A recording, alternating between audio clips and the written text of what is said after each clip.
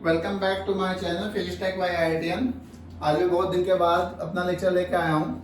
तो today we are going to discuss about spring combination.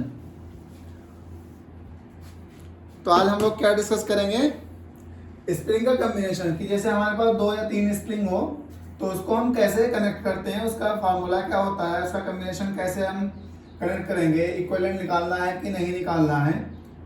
हम क्या लिखेंगे, यहाँ हेडिंग क्या डालेंगे, combination of spring. Combination of spring. इसके कितने टाइप के हम कनेक्ट कर सकते हैं। एक तो सीरीज कॉम्बिनेशन,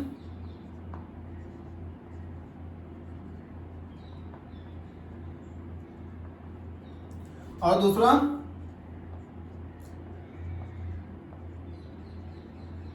पैरेलल कॉम्बिनेशन। इसको मैं आगे एक्सप्लेन करने से पहले मैं एक आप लोगों को रिकॉल करूंगा लास्ट ईयर जो आप लोग पढ़ चुके हैं, combination of the capacitor and combination of the resistor. तो इन दोनों में से मैं रिकॉल करूंगा combination of the capacitor. Let's write there are 2 capacitor which has capacitance as C1 and C2। हमारे पास 2 कैपेसिटर है जिसका कैपेसिटेंस C1 एंड C2 है। ये चीज ऑलरेडी हम लास्ट ईयर पढ़ चुके हैं। तो इसका इक्विवेलेंट कैपेसिटेंस क्या होगा, सीरीज में क्या होगा और पैरेलल में क्या होगा। लेट्स से मैंने इसको सीरीज में पहले कनेक्ट कर दिया, तो इसका इक्विवेलेंट कैसे निकालते थे हम लोग। 1/C equivalent equal to 1/C1 plus 1/C2। इससे क्या आता है, C1 C2 divided by C1 plus C2। ये हमारा किसका हो गया, सीरीज कॉम्बिनेशन का। Let's say we are adding these 2 capacitor in parallel, like C1 is connected with C2 in parallel combination. तो इसका C इक्विवेलेंट कितना होगा। या कभी कभी क्वेश्चन में आ जाता है, ऐसे एक हमारा सर्किट दिया है तो इसमें पूछ दिया कि A और B के बीच का कैपेसिटेंस कितना है। तो इस कंडीशन में हम लोग क्या करते हैं, C इक्विवेलेंट निकाल लेते हैं। तो इस पैरेलल का C इक्विवेलेंट कैसे निकालेंगे, आइए हम देखते हैं। C equivalent is equal to, directly हम इसको ऐड कर देंगे C1 प्लस C2। तो हमने ये चीज देखा कि जब हमारा पैरेलल में होगा तो हम उसको सीधा कनेक्ट कर देंगे, और जब हमारा सीरीज में होगा तो 1/1 करके हमें ऐड करना है। ये चीज ऑलरेडी हम लोग 10th क्लास में पढ़ चुके हैं। तो सेम इसी कॉन्सेप्ट पे हमारा स्प्रिंग कॉम्बिनेशन भी है, ठीक है। कैपेसिटर स्प्रिंग आप ये चीज सेम कंपेयर कर लीजिए। कभी रजिस्टर से कंपेयर मत करना, क्योंकि रजिस्टर इसका उल्टा होता है। तो हम कैपेसिटर को स्प्रिंग के कॉम्बिनेशन के सेम हम कॉन्सेप्ट अप्लाई करेंगे। तो इसको मैं कैपेसिटर वाला मैं इरेज कर दे रहा हूं। आइए अब हम देखते हैं स्प्रिंग का combination. Let's say there are 2 spring which has spring constant K1 and other one has spring constant K2। इसका सीरीज कॉम्बिनेशन क्या होगा, सीरीज कॉम्बिनेशन हम डायरेक्ट लिखेंगे K equivalent is equal to, series combination है ना, तो इसको 1/, में लिखेंगे 1/K1 प्लस 1/K2। तो K इक्विवेलेंट कितना आ जाएगा, K1 K2 upon K1 plus K2। सही है ना। अब आइए देखते हैं इसका टाइम पीरियड क्या होता है। टाइम पीरियड जैसा कि हम लोग पढ़ चुके हैं लास्ट लेक्चर में, T is equal to 2π√m/k। अब अगर हमारे पास बहुत सारी स्प्रिंग है, लेट्स सपोज n स्प्रिंग लगाया, तो यहाँ पे हमें K इक्विवेलेंट निकालना है। जैसे अभी हमने यहाँ पे 2 स्प्रिंग दिया था तो हमने सिर्फ K1 और K2 माना। लेट्स सपोज ऐसे ही हमारा यहाँ पे एक स्प्रिंग है जो उसका स्प्रिंग कांस्टेंट Kn है, तो हम उसको ऐसे करके ऐड करते चले जाएंगे, लास्ट वाला 1/Kn।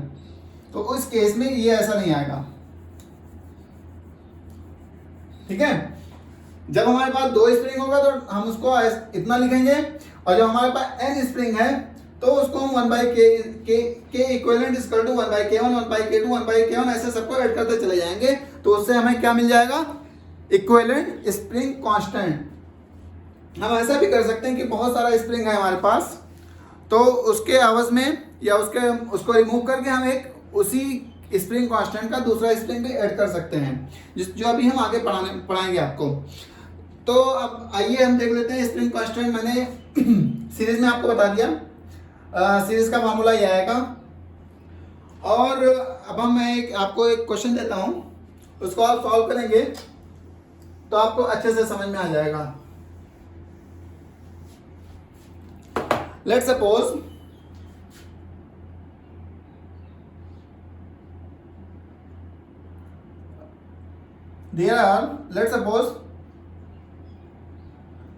there are two spring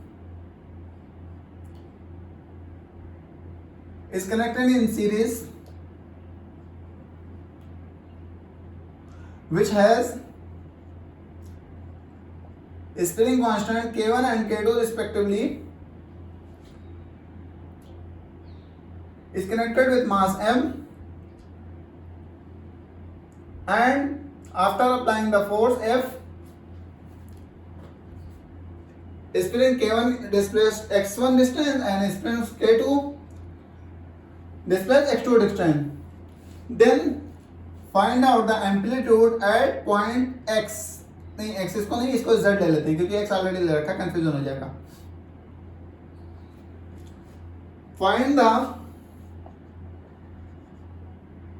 find out the amplitude of SHM at point Z। ठीक है। या फिर ऐसा भी लिख सकते हैं कि या फिर कि x1 कितना डिस्प्लेस करेगा, x1 का एम्पलीट्यूड कितना होगा। एम्पलीट्यूड क्या होता है, डिस्प्लेसमेंट ही होता है, मैक्सिमम डिस्प्लेसमेंट। तो x1 हम निकाल लेंगे, x1 से वही हमारा एम्पलीट्यूड हो जाएगा। और हम चलिए मैं आपको इसके पॉइंट्स दे देता हूं, ऑप्शंस। ऑप्शन ए हमारा क्या है,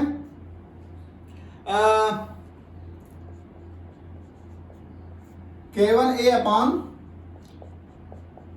K1 plus K2, and option B K2 A upon K1 plus K2। C है हमारा K1 बाई K2 A, और डी है हमारा K2 बाई K1 A। ठीक है, इसको सॉल्व कीजिए और बताइए हमें कि x1 कितना डिस्प्लेस करेगा। तो इसमें हम क्या निकालेंगे, सबसे पहले हम इसमें ये निकालेंगे इक्विवेलेंट स्प्रिंग कांस्टेंट। ये हमारा किसमें है, सीरीज में है। तो K इक्विवेलेंट हम क्या लिख सकते हैं, K equivalent equal to K1 K2 divided by K1 plus K2। हमारे पास क्या आ गया, K इक्विवेलेंट आ गया। अब हम रिकॉल करते हैं फॉर्मूला को, F इक्वल टू KX। ठीक है, तो यहां से हमारा x2 कितना डिस्प्लेस होगा, F equal to K2 x2, या फिर x2 equal to F1 by K2। या फिर इसी तरह क्या निकल सकता है, x1 भी हम लिख सकते हैं x1 equal to F by K1। या फिर हम इसको ऐसा भी लिख सकते हैं कि क्या लिख सकते हैं इसको, बताइए। F इज इक्वल टू, यहां साइड में लिख लेता हूं, K इक्विवेलेंट X या फिर K इक्विवेलेंट A हमारा एम्पलीट्यूड है ना। ठीक है, तो फिर हमें यहां से क्या मिल जाएगा, हमें क्या फाइंड आउट करना है, x1, क्योंकि x1 ही z पे डिपेंड कर रहा है। जितना x1 मूव करेगा आगे उतना ही z मूव करेगा। हमें z का डिस्प्लेसमेंट ही निकालना है। तो हमें क्या निकालना है, x1। तो x1 हमारा क्या हो जाएगा, एफ इजकल टू क्या रख देंगे यहाँ, x1 हमारा है f बाई k1, तो x1 is equal to k equivalent a divided by k1। हमने k इक्वेलेंट क्या निकाला यहाँ, x1 is equal to k equivalent कितना है k1 k2 divided by k1 plus k2, और ये कितना आ गया a बाई k1, तो x1 इक्वल टू कितना हो गया, k1 से k1 कट गया, तो कितना आया k2 divided by k1 plus k2 multiplied by, या फिर ऐसे इसको a यहाँ पे लिख लेंगे। देखते हैं अब हमारा कौन सा ऑप्शन सही है।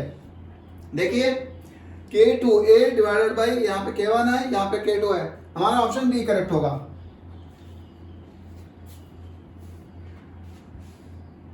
आई होप आप लोगों को ये मेथड समझ में आया होगा और बहुत ही इजी है। सेम आपको कैपेसिटर को मेमोराइज करना है कि कैपेसिटर हम कैसे ऐड करते थे, तो सेम उसी तरह हमें स्प्रिंग को भी ऐड करना है। हमने इसका कॉन्सेप्ट भी देखा, फार्मूला देखा और इस पे एक क्वेश्चन भी किए। अब आइए मैं आपको बताता हूँ parallel combination of the spring. मैं इसको रेस कर देता हूँ।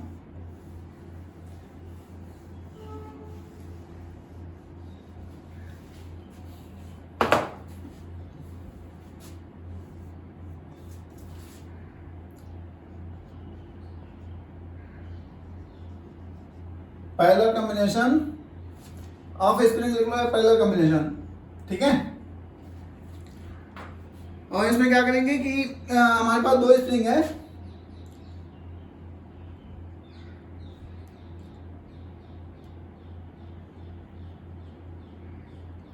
इसको इस बार मैंने क्या किया,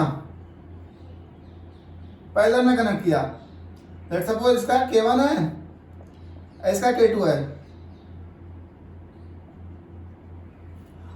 अगर हम इसको रिमूव करना चाह रहे हैं, हम ये चाह रहे हैं कि इसका स्टिफनेस कम है, इसलिए हमने दो स्प्रिंग लगाया, एक हायर स्टिफनेस के लिए, एक हायर स्टिफनेस के लिए अगर हमें दूसरा स्प्रिंग लगाना है तो उसका स्प्रिंग कांस्टेंट कितना होना चाहिए। तो इसको हम ऐसे भी लिख लेंगे कि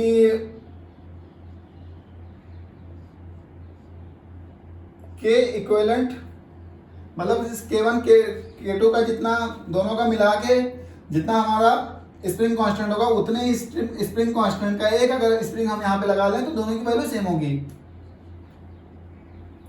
अब ये सवाल आता है कि हम how to add this two spring, इसका K इक्विवेलेंट हम कैसे फाइंड आउट करेंगे। जैसा कि मैंने बताया था कि मैंने रिकॉल किया था कैपेसिटर को इक्विवेलेंट कैपेसिटर कैसे निकालते थे, डायरेक्ट कर देते थे, कब, जब पैरेलल में कनेक्ट हो। तो यहाँ पे K इक्विवेलेंट कैसे निकालेंगे, K equivalent equal to K1 plus K2, ठीक है। इसको डायरेक्ट हम ऐसे ऐड कर लेंगे, तो यहां से हमें K इक्विवेलेंट मिल गया।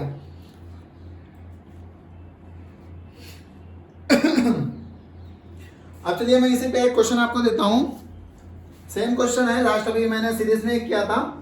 अब मैं एक क्वेश्चन पहले का कर लेते हैं, पहले कॉम्बिनेशन का। हाँ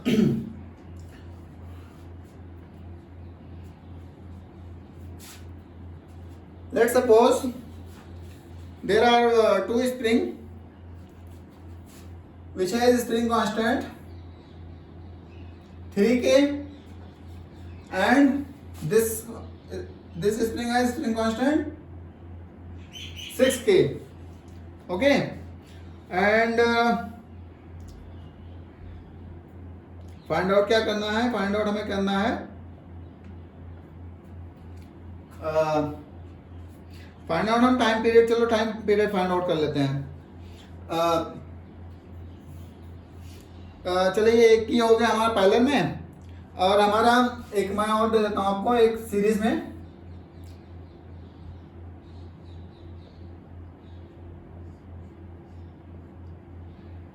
यहाँ पे 3K एंड यहाँ पे 6K।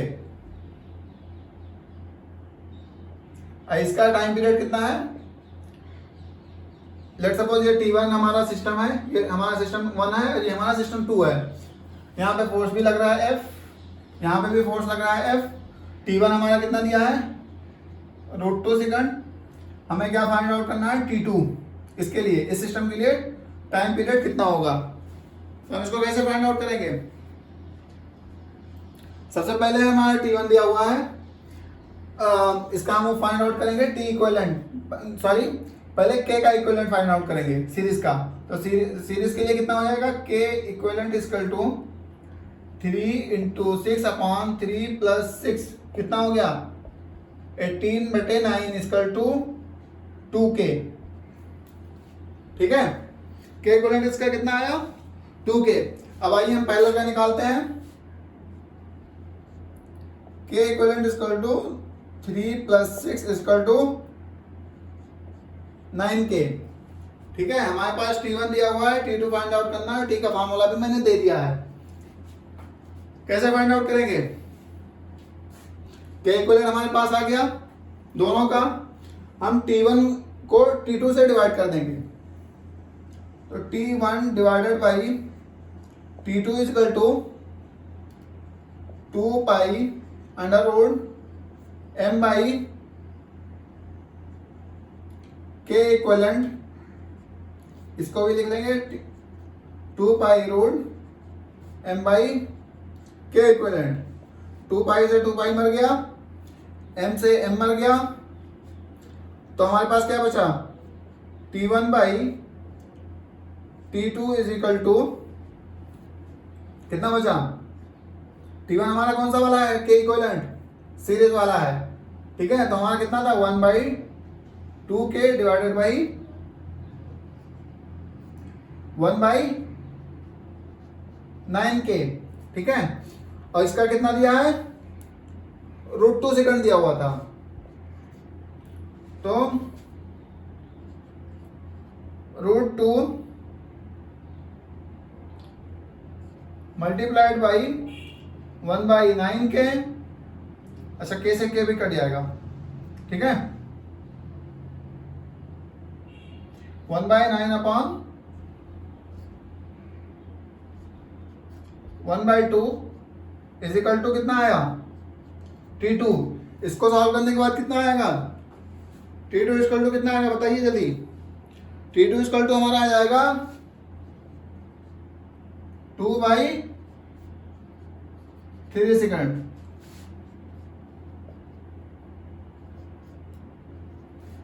अब कोई ये पूछेगा कि सर ये कैसे आया, अरे भैया दोनों का स्क्वायर कर दो, उसके बाद फिर रूट ले लो, स्क्वायर रूट ले लो, तो कितना आंसर आ जाएगा, 2/3 सेकंड। तो आज का लेक्चर मैं यहीं पे फिनिश करता हूँ। मैंने आज क्या पढ़ा, series combination and parallel combination of the spring. Next lecture में हम देखेंगे स्प्रिंग को कट करते हैं तो उसका स्प्रिंग कांस्टेंट क्या होता है। ओके।